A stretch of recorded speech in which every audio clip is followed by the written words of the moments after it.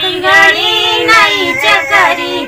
दुल्हा के बहिनी आज बिगड़ी थोड़ा काल बिगड़ी थोड़ा होली दिवाली के बाद बिगड़ी नई चकरी। नई चकरी दरत बिगड़ी नई चकरी।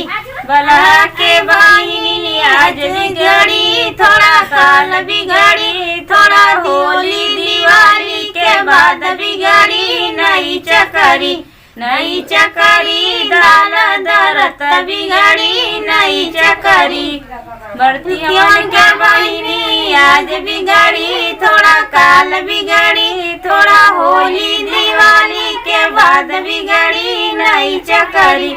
नई चकरी दरत बिगड़ी नई चकरी।